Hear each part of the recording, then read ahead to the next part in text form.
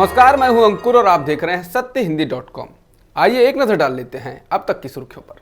Corona virus महामारी के खिलाफ लड़ाई के मुद्दे पर आज फिर राज्यों के मुख्यमंत्रियों और पीएम से बात चल रही है। इस दौरान कोरोना को कैसे काबू में किया जाए, लॉकडाउन को आगे बढ़ाने को लेकर अर्थव्यवस्था को कैसे बचाया जाए और कैसे जिंदगी को पटरी पर वापस लाया जाए, इन सभी मुद्दों पर चर्चा हो रही है। कहा जा रहा है कि पश्चिम बंगाल की मुख्यमंत्री ममता बनर्जी ने बैठक के दौरान केंद्र पर हमला बोला है। उन्होंने कहा है कि ये समय राजनीति करने का नहीं है। उन्होंने केंद्र पर राजनीति करने और राज्यों के बीच भेदभाव करने का आरोप लगाया है।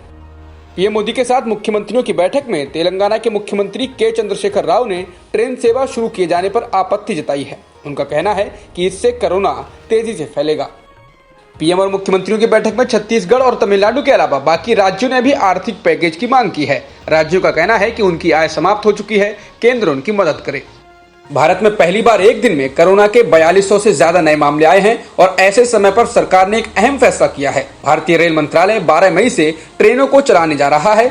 शुरुआती चरण में सिर्फ 15 ट्रेनें चलाई जाएंगी, लेकिन कुछ लोग इस पर सवाल भी खड़े कर रहे हैं। लोगों का कहना है कि ये ट्रेनें जब जगह जगह स्टॉपेज पर रुकेंगी और इसमें यात्री उतर और चढ़ सकेंगे तो कैसे सोशल डिस्टेंसिंग का ख्याल रखा जा सकता है। इससे कोरोना को हम कंधे पर बैठाकर अलग अलग शहरों में पहुंचाएंगे। श्रमिक ट्रेन में अब पूरी क्षमता के साथ लोगों को बैठाया जाएगा। पहले जहां 1200 लोगों को ले जाया जा रहा था, जो कि अब 1600 कर दिया गया है। इसके अलावा अपने गंतव्य राज्य पहुंचने से पहले ट्रेन 3 बार रुक सकेगी, जो कि पहले सीधे उस राज्य में ही रुकती थी जहां के लोग होते थे।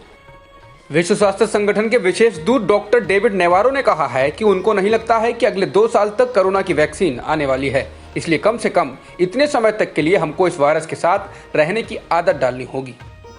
भारत में पिछले 24 घंटों में 4213 नए पॉजिटिव केस आए हैं और 97 लोगों की मौत हुई है। देश में अब संक्रमित लोगों की संख्या बढ़कर 67,152 हो गई है और 2,206 लोगों की मौत हो चुकी है। इसके अलावा 20,916 लोग ठीक भी हो चुके हैं।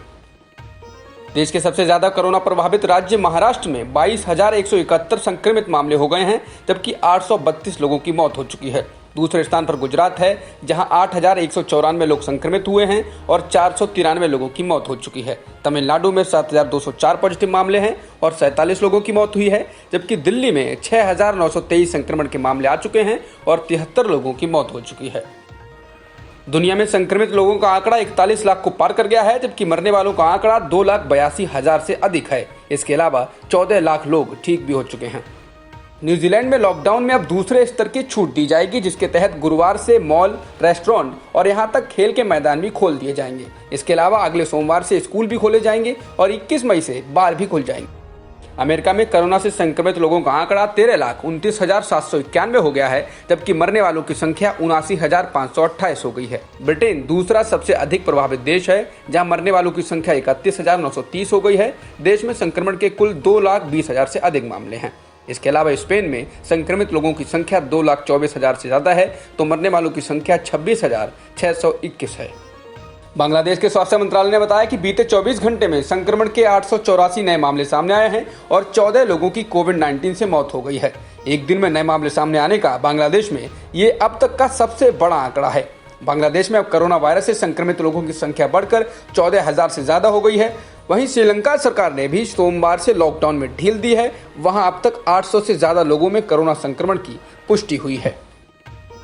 चीन के वुहान शहर में 3 अप्रैल के बाद पहली बार कोरोना वायरस संक्रमण के कुछ नए मामले सामने आए हैं। स्थानीय प्रशासन के अनुसार सोमवार को ही जांच में 5 लोगों को कोरोना वायरस से संक्रमित पाया गया है। बताया गया है कि 5 लोग एक ही रिहायशी इलाके के रहने वाले हैं और एक झुंड में इन मरीजों का मिलना नई समस्या साबित हो सकता है।